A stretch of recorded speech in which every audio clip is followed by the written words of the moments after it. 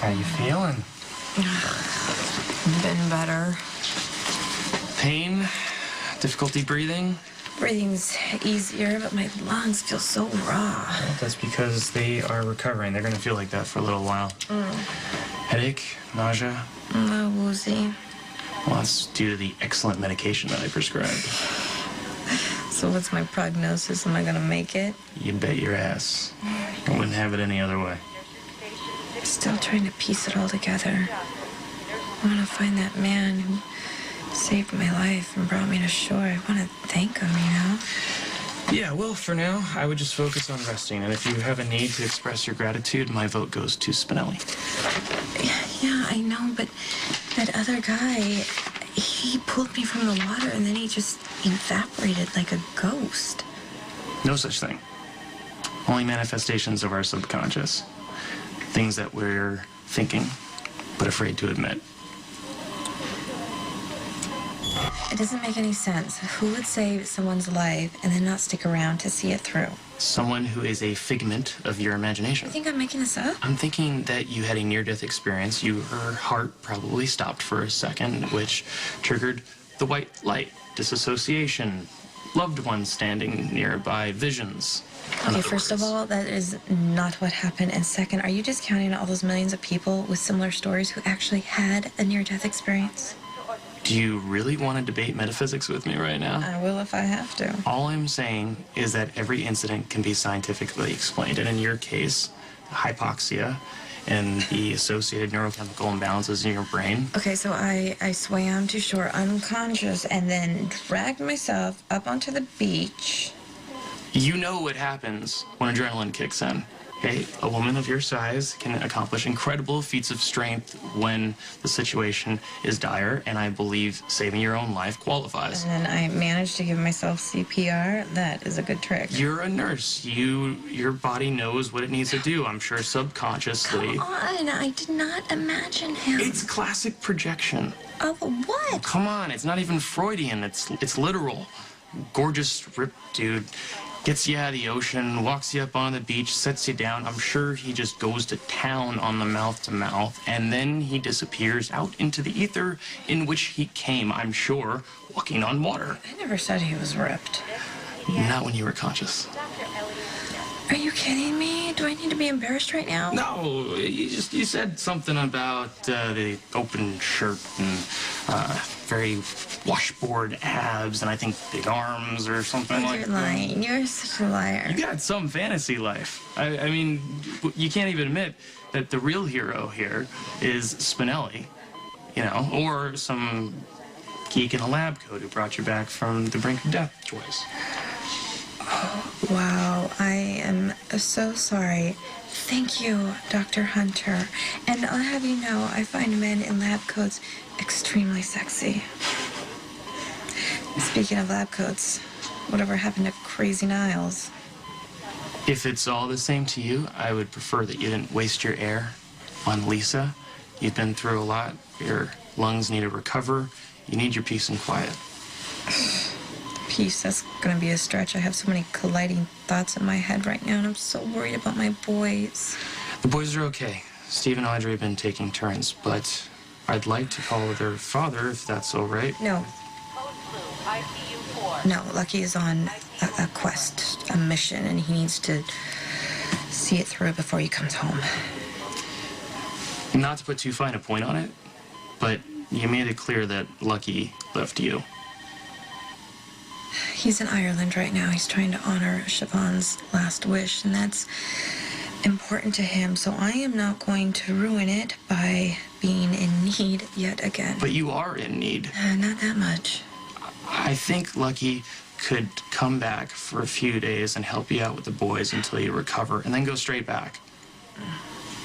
No, I am not going to let Siobhan be right. So, we arrive at the crux of the matter. All right, come on, let's hear it. Siobhan has convinced Lucky that his life doesn't work because of me, because of our unhealthy, dysfunctional relationship, that I am some black hole who sucks in Lucky's soul, and I'm not going to validate it. Lucky can do whatever he wants to do whenever, and I am not going to interfere. Okay, all right. Take a deep breath. It's okay. And I realize right now that I'm the one who's being selfish because I'm enjoying the pleasure of your company and I'm not letting you rest. Thanks for hanging with me. Yeah. Well, like I said, the pleasure is all mine. Be back to check on you in a bit. Okay? Oh, of course. I should have known you'd be here. You have the nerve to call me shallow? I did not call you shallow. Okay, what you did was shallow. And beneath you and completely cruel and insensitive. I went to a party that my brother was throwing in my honor. Yeah, to celebrate your whatever being published, but did you really have to take her with you? This is Elizabeth's room. Can we please just take this out into the hallway and have this conversation? No, please, don't mind me. Do you see what she's doing? She is working you just the way she did the night of the party boat. Okay, just so you know, if you would really just stop and listen, which I know is very difficult for you, a good time was not had by all, especially Elizabeth. She was chloroformed and thrown overboard. Yeah, making Elizabeth the victim yet again. She was the victim. What do you... Okay, and I am your girlfriend, the woman behind the man. So despite the fact that you deliberately left me behind, I moved heaven and earth to get out to that party boat to spend the night with you, Matt. I mean, do you not understand that I had a dead person fall on me? I ruined a completely gorgeous, limited edition Nia Laurenti bag to be with you. So I expected you to work overtime to be with me on my birthday to make it up to me. I've got a better idea. How about you spend some time trying to make things up with me? Excuse me? Yeah. Now, what did I do? Have you completely forgotten that you were being extraordinarily selfish with that entire event? You were trying to co-opt the thing for your stupid magazine article. Stupid? That article could totally save my job. My article can totally change my life, not to mention saving the lives of countless others. Maybe you don't understand, Matt. So let me recap it for you. Today was my birthday. You are my boyfriend. I turned down dozens of dinner invitations because I wanted to spend the night with you. But not only did you not show up, you didn't return a single one of my phone calls, not even a text. And why? You wondering why? Because you were too busy holding Elizabeth's hand. Elizabeth is my patient. She almost died twice. I need to stay close. Okay, hello. Is this not a hospital teeming with doctors? God, she is really playing you good. Maxie, you are so right. I threw myself in the water and almost drowned just to lure Matt into my evil Don't web. even pretend to be above it, you manipulative little slut. Okay, all right, that's enough. Elizabeth has gone through enough. She doesn't need to hear this from you. Oh, well. I see that you weren't too busy to tear yourself away from your patient to go to Southampton Jewelers and buy her a birthday present. How did you know? The wrapping paper is very distinctive, so don't even try to deny it. Maxie, this is ridiculous, even for you. I agree. I agree.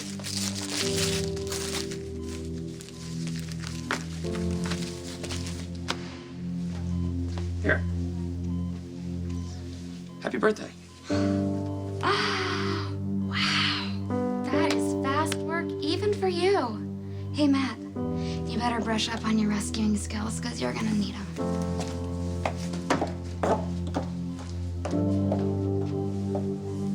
Wow. It seems like not a day goes by where I don't owe you an apology now. I'm sorry. You should not have been subjected to that little drama with Maxie. It's better than one of her big dramas. Yeah, she doesn't even know what she's saying. The brain disconnects from the mouth and she just starts running it. And I mean, she doesn't even mean half of what she's saying. I know. It's not the first time she's called me names. I don't even know what to say. I mean, Maxie is, Selfish? Self-absorbed? Self-obsessed? Aren't all those the same thing? Do I need to go on? No, not necessary. I think you get it. Yes, I do get it. I never understood when the two of you started dating how you could go out with somebody who's so shallow and insipid and just... Wow! No. Don't hold back. Oh, no, wait. But once you explained, I understood. The whole left brain, right brain, opposites attract. I mean, Maxie brings a little random into your well-structured life, and that's something you need. Well, now I'm not so sure. I still believe that. Don't say that. You're just frustrated. Her chaos defies order, and it makes you off balance. Her randomness is everywhere, and your rational kind of gets lost in the shuffle. It's very astute observation. That comes from being a student of the human condition. This bracelet, by the way, is beautiful. It's amazing Maxie and I share the same birthstone. That is the only reason why she believed you actually bought this for me. Yeah, well, it seemed like a good idea at the time. Well, I am more than happy to hang on to it for a while if you want to give Maxie something to think about. Oh, you actually really want to feed into the whole fire? No, I'm just saying maybe you should let her know that she's not the only one that's unpredictable. I don't know. Making her jealous could be a dangerous game. I don't believe I'm a good enough strategist to pull off making Maxie jealous. Are you kidding me? Didn't you see her face when you handed me that bracelet? Which, by the way, was very quick thinking on your part. I was extremely frustrated. I could not believe that she's yelling at me for things that weren't even my fault. I know, it makes me feel so good that I'm not in that whole Oh my God, you make this sound like it's a condition. You're in a lull. You can get back in the ring anytime you want, especially if the gorgeous ripped dude comes around with a handsome face. Are you gonna tease me about that forever? And a day. I didn't imagine it. Okay. What about Maxie? What are you gonna do?